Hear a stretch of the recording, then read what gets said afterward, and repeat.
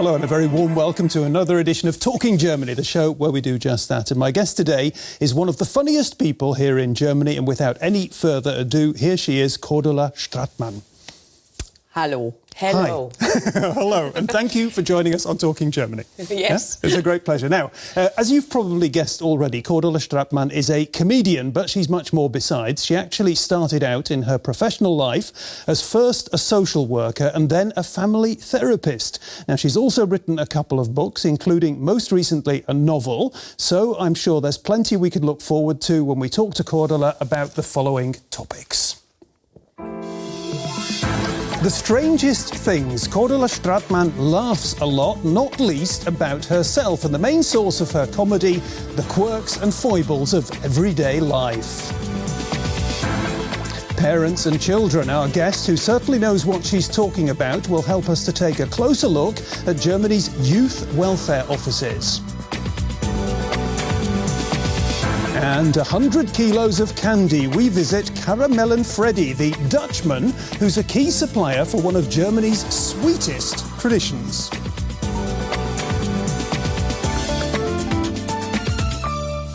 Cordula, welcome once again. Yeah? Peter, thank you. Now, I'd like to begin by talking to you about Germany's longest river, the River Rhine. Yes, yeah? the Rhine. Tell me about your relationship to the River Rhine. I grew up along the Rhine. The Rhine's always been with me. I come from Düsseldorf on the banks of the Rhine and moved with my grown-up family to Cologne on the Rhine, not that far away. I've tramped away my lovelorn thoughts on the Rhine. I've spent time playing truant on the Rhine. Am Rhein verdaddelt. Ja, also... Okay. I can't imagine life without being near the water. And I don't mean the sea. I really mean a river. The river, yeah. It's also, when you get further south from where you grew up and from where you live, it's very, very beautiful, the Rhine. Yeah. Yeah. Now, the reason why I'm asking is one of the big secrets of Germany, that a thing that I often find myself explaining to people who come to Germany for the first time, is that Germany is a country of regions. There are very different regions with very different cultures. Yeah. And what you've just been talking about is that you are from the Rhineland. Yeah. You are what the Germans call a Rhineländerin. Yeah. Tell me about the mentality.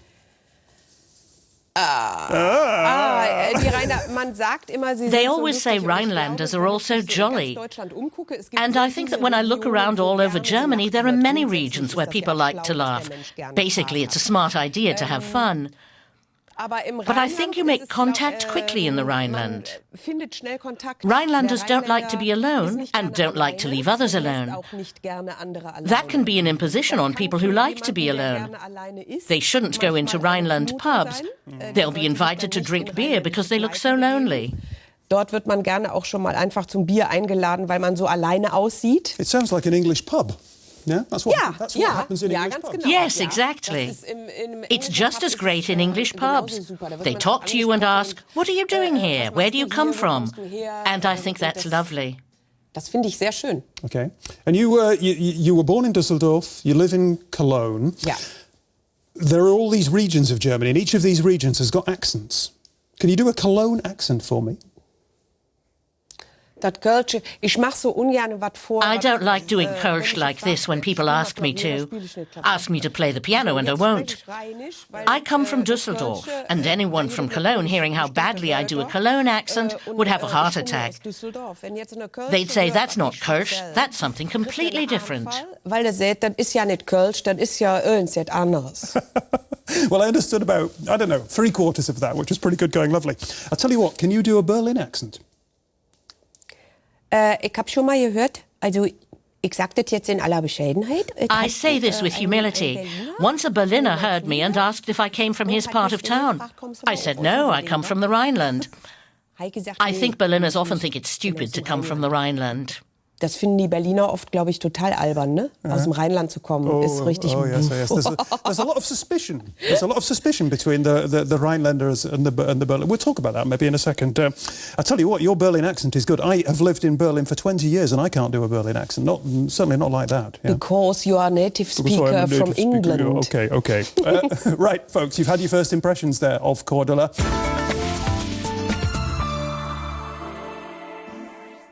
let's talk about this character you created, Annemie Hulschrath. Yeah. Yeah, that's not very easy for me as an Englishman. Yeah, the first name Annemie, that's quite unusual. Yeah, or is that not unusual? Nö. Annemie? Nö. It's fairly common. Gibt es Okay. öfter. Yeah. Okay, you live and learn. Yeah. Where did she come from? You created her. What's it all about?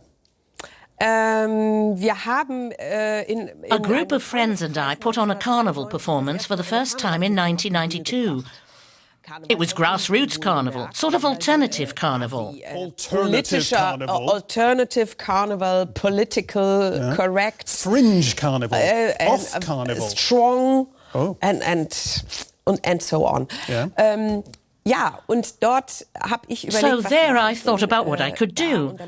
And I imagined this Annemie living there and looking out the window and commenting on this performance and looking at what was happening and commenting on the audience or what was happening on stage and telling her own stories. Und eigene Geschichten erzählt. And a lot of the character is based on a lot of your observations. I know that you say this from everyday life. Yeah. How does that work? Where I get my observations. I mean, do you run about with a notebook and a pencil? Nee. No, Nein. no. Very, very rarely. Once, while on a train, I wrote about what the friendly conductor was saying was on the menu in the restaurant carriage, with chips au gratin. Was es jetzt im Bordrestaurant gibt, mit Pommes gratin. It was so funny that I wrote it down just the way he said it, and I still have it somewhere. Aber, I'm easily amused. When you go somewhere, you see what I see, but you probably don't react to it. You walk past it. Sie gehen da dran vorbei. But my problem is most of the interesting things I see, by the time I get home in the evening and I want to tell somebody at home, I've forgotten what it was. Das sind aber oft auch... Also doch, bei mir setzen sich so Images stick in my mind. If I'm standing at a traffic light and think someone's very bizarre or funny, I take it on board and ask myself how they must feel and what their behavior means. Somehow I internalize the weirdness I perceive and then I can imitate it quite well. Rein und die kann ich auch dann gut wieder weitergeben. Okay. You're a trained social worker, a family therapist. That was what you did before you really began working professionally in comedy. Yeah. I'm interested in is comedy something you can train as? Is it a job like any other? You train up, you learn to be a comedian, or is it something that is sort of are you born with it? How does that work? Also ich glaube, ein Komiker zu sein. Es gibt ja wahnsinnig There are so many different kinds of comedians. They even divide into groups with different senses of humor. One can laugh insanely over something and another will say, I don't find that funny at all, but then laughs about something else. In that sense, I'd say you can't really learn it. You can collect incidents, go on stage, and turn them into something, or use them in the way you relate to the audience. And of course, after a number of years, you become more experienced, so you can do it more quickly and easily. But how does my comedy work? The way it already worked when I was a child. I always amused myself as a child. And as a child, I sat down and observed things very precisely. I hope you didn't look like that. Yes, probably. Did people view you as a funny child? Did people view you as an odd child? Yeah. Was I a funny child? I think people would say yes. I never intended to be. At least I never took it upon myself to be the clown or anything. It's just the way I was. And many people often found that amusing. But I didn't do things in order to be amusing. It was just the case. You're not just a comedian, you've written a novel. Ja. Yeah? Did you enjoy writing the novel? Ja. Very much. Ich liebe es You're not ganz a tortured alleine. writer, yeah? Bitte? You're not a tortured writer. Nein, No, nicht. not in the least. It's a great pleasure for me to withdraw into myself with all the characters that suddenly appear in my story. Die plötzlich auftauchen in meiner Geschichte. Somehow it's a process that merges into another. I think up characters, and then they take on a life of their own, and all I have to do is write down how their lives continue. And I love that. At the end of the day, I've sometimes come up with something I think is brilliant and I'm really happy. And the next day I think, great that you felt good last night at least. Now delete the whole thing. I find it very exciting and not boring in the least. And I'm never lonely because I can surround myself with people when I need them. But when writing a book, I don't need anybody. Tom?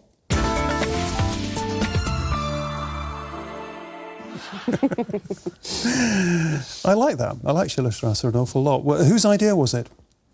It was the producer's wife's idea. She thought it up and came to me with it. And what did you think? When she presented it to me? When she came to you, she said, come on, we're going to put you in a show and you're going to respond to these instructions coming in.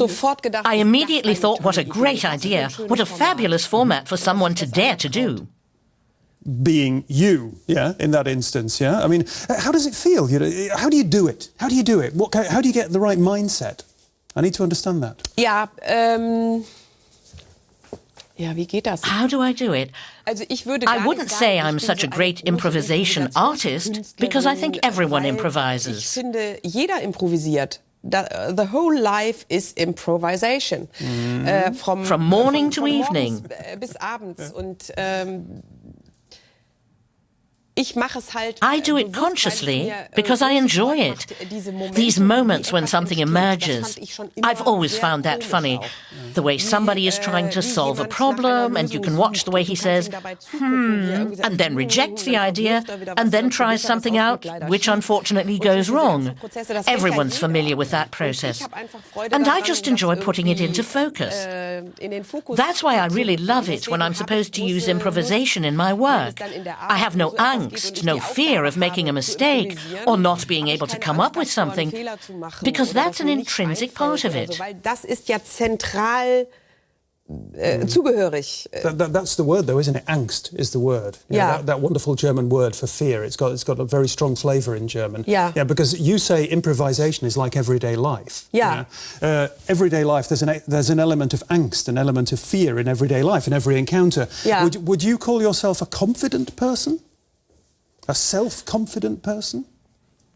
Sometimes yes, sometimes no. I think your form differs from day to day. Sometimes I get up in the morning and think, oh, I'm a bit wobbly, I'd better watch it.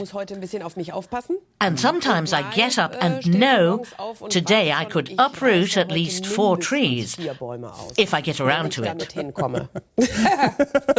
I have had those days. I can remember, yeah? But I want to come back to the fear, the angst thing, because it is a little bit, this improvisation, it is a little bit like surfing. Yeah. You're on the top of a wave. Yeah. And that's all very well as long as the wave keeps rolling, as the wave doesn't break or you don't fall off. Yeah. Have you ever fallen off? In Schillerstrasse, did you fall off?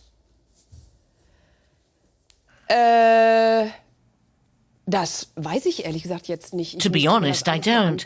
I'd have to watch it all again to say if something wasn't good. I don't know, because I think that's what's great about improvisation. It has to flow. It doesn't go from gag to gag. They don't interest me anyway. I'm not interested in gags at all. I don't like gags. It's interesting. That's interesting that you say that, because you have said of yourself you are a person, you don't tell jokes. No. You're a comedian who doesn't tell jokes. Yeah. Yeah? Right. I tell stories. I think it's incredibly funny. Life. Everyday life is incredibly funny. All the stuff you see. And what I think is funny is always in motion. I think gags are stiff. They're prepared. There's a punchline, and then comes the gag. It's a structure that bores me because it's always the same. But when I look around and see things I think are funny, I think it's funny, for instance, when someone pulls on his ear, the next person stumbles over his undone shoelaces while trying to look as if he hadn't, and someone comes along who's seen him and tries to look as if they hadn't. The combination of all those things makes me laugh out loud. Wenn das sich alles so ineinander, das ist doch zum Brüllen. It's wonderful. Yeah. Let's change course just a little bit. What we often do on the show is we ask our guests to bring something with them, a possession of some kind, an item, an object that means a lot. In this case, to you. Now, I know you've brought something with you that you don't want to show us. Yes. I thought about the fact that it's actually too personal, so I won't take it out of my pocket. Tell us what it is. Tell us what it is. It's a little red... I don't know what it is. Porcelain? No idea. A little fat red knobbly heart that I always carry in my wallet. Was ich immer in meinem Portemonnaie habe. Made out of porcelain. China, yeah? Mm-hmm. China? No, I don't think so. Nein, nicht. No, I'm not saying where it's from, what it's made of. Porcelain, China. and why does it mean so much to you? My very best friend gave it to me, and I think I'm as lucky to have her as a friend as I am to have my husband and child. There are some very special people in life, and sometimes you have the good fortune to find one. Not only have I found a wonderful husband, I also have a fantastic best girlfriend. Wonderful. What's her name? Ruth. And what does she do? She's family therapist. The connection to the family therapy. That's very good. Yeah. Wir haben zusammen die Ausbildung We trained together and I got to know her. And I really thought on the first day, she's got to be my friend. Yeah? Ja. Love at first sight. Ja. In a way? Yeah? Ja. And we go through life together and go along with each other, whether the occasion is important or trivial. She's always close to me in everything I do. Sehr dabei. And she gave me this heart, and I always keep it in my wallet. Portemonnaie. You've got it in your pocket now? Yeah. Okay. It's good, though, because it takes us on to our next subject. We're going to talk about social work. We're going to talk about family therapy. Here in Germany, there are some 600 what are called youth welfare offices. In German, the word is Jugendamt, and their job is to intervene. I think I've got this right. To intervene when families get into difficulties, when they can't solve the problems they're facing, when children are in need or even under threat, or when parents, often single parents, need additional support. Let's take a closer look. Bad Kreuznach in Rhineland-Pfalz is a spa and a town with a difficult social structure. The youth welfare office here, like all those in Germany, has many functions. The youth welfare offices are there to protect families and children wherever they have cares and needs. They can always turn to us for advice and support. Youth welfare offices are responsible for children's daycare centers, foster families, and adoptions. They act as a legal advisor for children, providing counseling in cases of separation and divorce, and enforcing maintenance payments. In guidance counseling sessions, parents and children receive professional help when there are conflicts in the home. As a preventative measure, young families are offered help from a midwife early on. Power! And youth centers provide space to try things out. Overlying all of the duties is that of protecting the welfare of children and young people. If a family catches the attention of the youth welfare office, team staff look for solutions and ways to help. In this derelict building in Bad Kreuznach, social worker Robert Ploos is visiting a single mother. 6 children between the ages of 2 and 15 live here. Ploos looks after the family. Today he's here because the boys often miss school, and when they do attend, arrive late. If you don't get this sorted in a few days, your teacher will be writing me another email or phoning me and saying it's still not working. When your mother comes in the morning and tells you to get up, it would be nice if you didn't make her come in 5 times before you do. At least the boys can now do their homework at the kitchen table. Until recently, there was hardly any furniture in the apartment. The children are from 3 different fathers. Their mother can't get in touch with any of them. She often feels unable to cope. For a time, her older children were with foster families and in homes. They were gone for almost 3 years back then, and let me tell you, I don't want to relive that time. It wasn't easy. In order for that never to happen again, the 38-year-old mother is cooperating closely with the youth services. It's important for every child to have continuity and security within the family, and that the parents can make sure they know where the child is. Protection. That must be guaranteed in every family. And when the situation was established, her children were returned to her. With the aid of the youth services, the single mother was able to procure used furniture and bedding. Robert Ploos is her permanent counterpart whenever she has questions about raising her children. She no longer has any reservations about the Youth Welfare Office. If you work with the Youth Welfare Office and not against it, things are completely different. Then you see friendly faces and things aren't just negative. It really has improved. The Youth Welfare Office has provided a tightly woven safety net for this family. Robert Ploos thinks the mother and her children are on the right path. But he still leaves with mixed feelings. He knows he's only getting a momentary glimpse into their lives. Well, Cordula, you worked in a youth welfare office for how long was that? I'm not quite sure. I don't know anymore. A number of years. It was a number of years, yeah. So you really know what you're talking about, yeah? I know it's a while ago, but nevertheless, when you see that report, how typical would you say that is of Germany today? It's always been typical of Germany and still is today. And it will remain typical. But it's one typical part of Germany, that poor people usually remain poor and rich people usually get richer. Und die reichen Leute in der Regel reicher werden. Ich glaube, dass a lot of people outside Germany think that Germany is a society that is relatively egalitarian. Ich glaube, dass I think when you look around the world, we're doing very well in Germany, including the poor people, compared to other countries. We still have a very stable safety net that catches people so they don't fall through it completely. I do have to say that, viewing it internationally. But that doesn't mean that you shouldn't be allowed to point out that right now, Germany is missing the chance to distribute funding fairly. You can't protect children if you don't want it to cost anything. And you can't help people in difficult situations if you're unwilling to spend any money. It's very hard to distribute money fairly in a complex system like a nation state. But I think the way it's developed recently, people are looking only at money, what pays off, a purely fiscal argument. Dass nur noch darauf geguckt wird, was lohnt sich, und das ist eigentlich immer ein fiskalisches Argument. Then, of course, people who don't contribute much to the GDP fall by the wayside.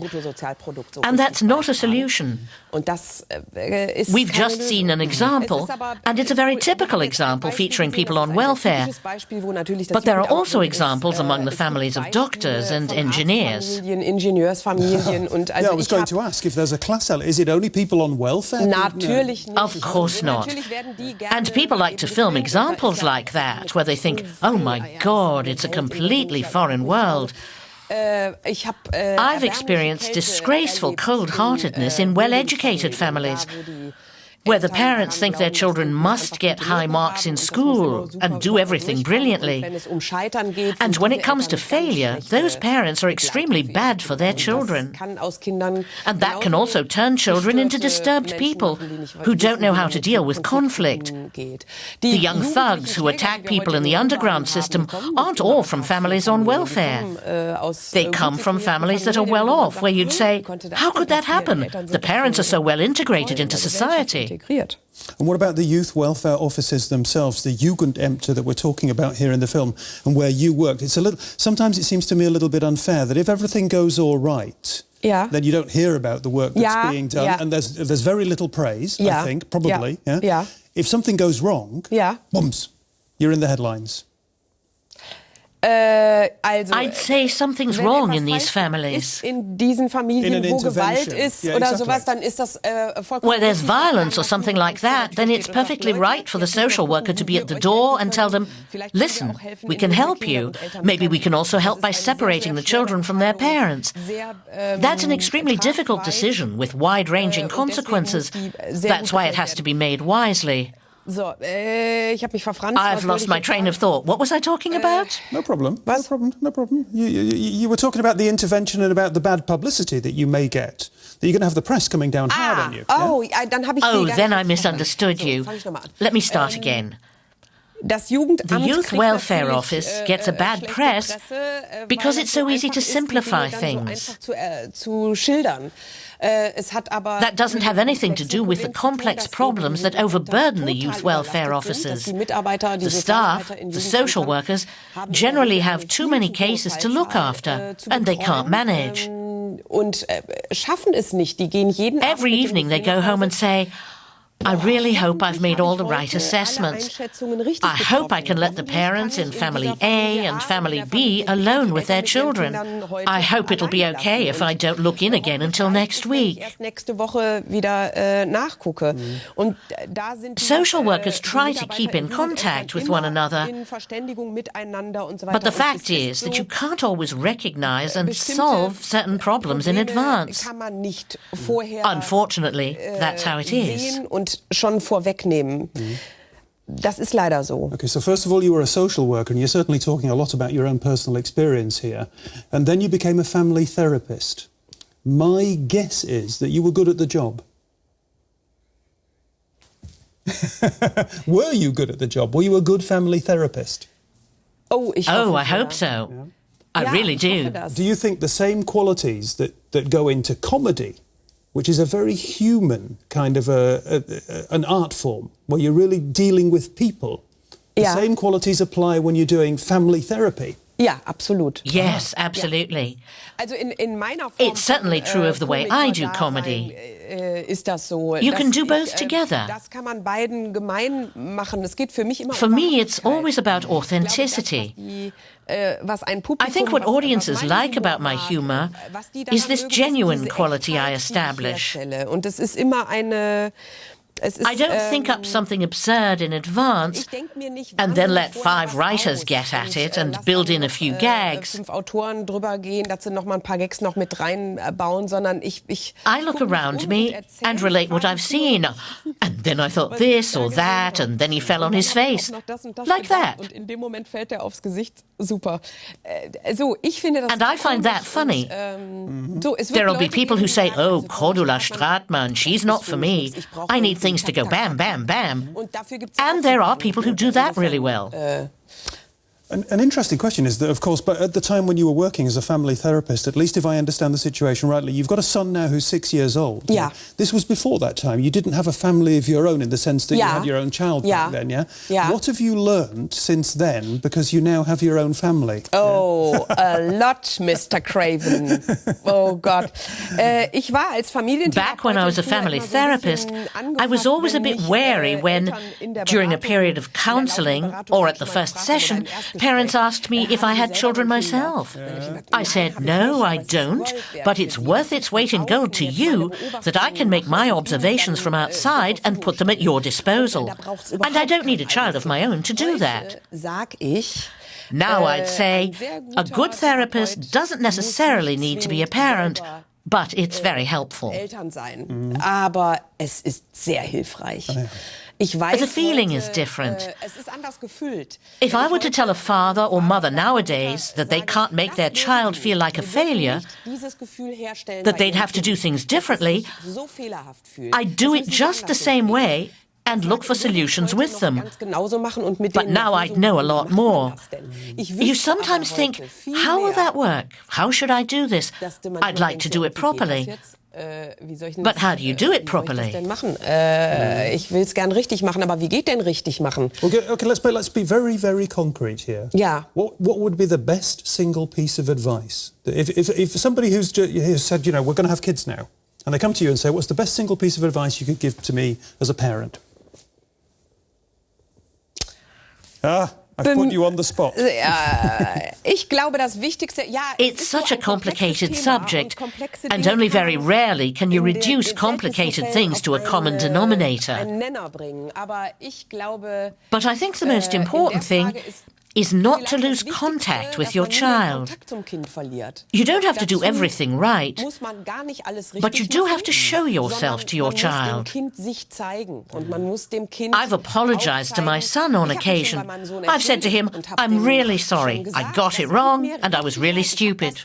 Falsch eingeschätzt. Ich war aber richtig blöd. That is a good point. Ja. Apologise. Ja. And mean it. Ja. Okay, we can agree on that one. Yeah, Yeah. I like that. Yeah. Okay. We're going to go from something very serious to something a little bit more, well, less serious, to be frank. We've talked about it already. We mentioned the Carnival, which is a feature of life in the Rhineland. Each and every year at precisely 11 minutes past 11 on the 11th day of the 11th month, what the locals call the 5th season gets underway. Carnival. The high point of it all comes on Rose Monday, that's what they call it here, also known as Shrove Monday, just before Ash Wednesday. And on that day, what they do, there are colourful parades, spectacular floats, and from those floats, they throw candies called Camilla into the crowd. It's a shopping spree at Caramel Freddy's. When Jutta Klasses and her Carnival Association buy sweets, they don't skimp. We always buy 100 kilos of candies, and also popcorn, licorice wheels, all sorts of stuff. For these merrymakers, Kamellewerfen, Rhineland dialect for throwing caramels or sweets, is an absolute must at the Shrove Monday processions. And if caramels, then at Freddy's. The Dutchman prepares his own mixture of sweets every year. What has to go into the mixture? Not just sweets. Chewing gum, for instance, fruit candies, soft candies, lollipops, or nougat cubes like these. Carnival Prince Joost from Venlo in the Netherlands loves it. He's even lent Freddy a carnival medal. The cross-border visit to the discounter in Bruggen in North Rhine-Westphalia is an integral part of the celebrations for many carnival lovers. The Divine Society has been coming here for years.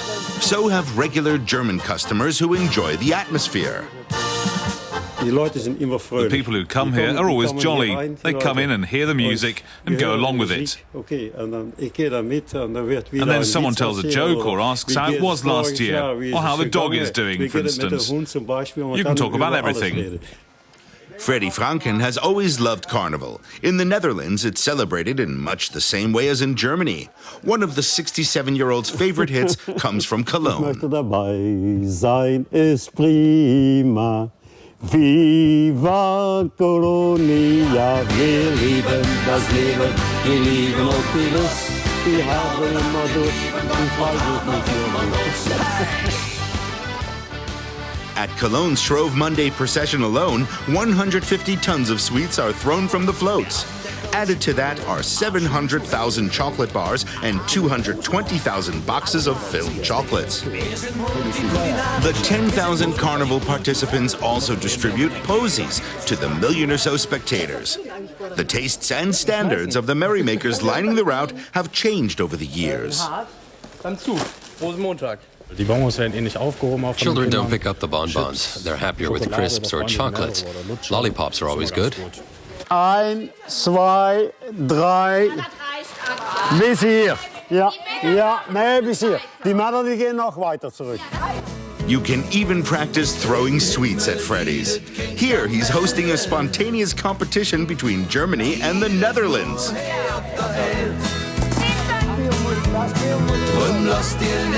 The result, 1-0 for the Dutch. The German women get a consolation prize and accept it with good humor. Carnival is a feeling of enjoyment. People don't look at each other angrily. They just have fun with one another. Freddy says Carnival is a lovely pageant, and throwing sweets is part of it. Besides, selling the materials is quite a good business, though only for a few weeks in the year. That's lucky, says Freddy, because he's actually a pensioner. After Ash Wednesday, he'll finally have time for his family again.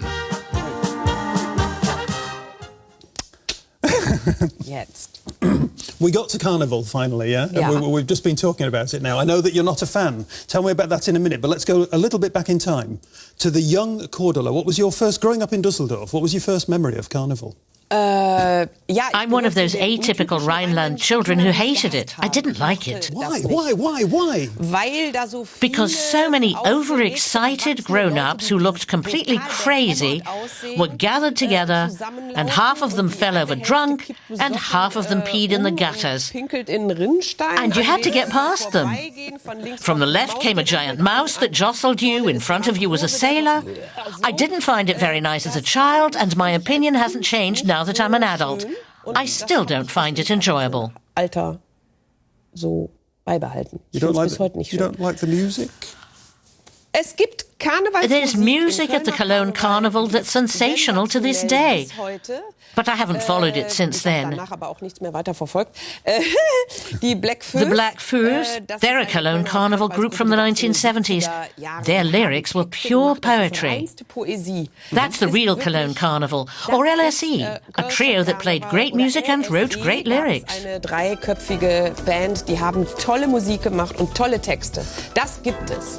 OK, folks, you've had your recommendation there from Cordula Stratmann. She's been a very good guest. I've very much enjoyed her company. If you've enjoyed her as much as I have, a woman who's very wise and full of laughter, then come back next week. Until then, bye-bye and tschüss.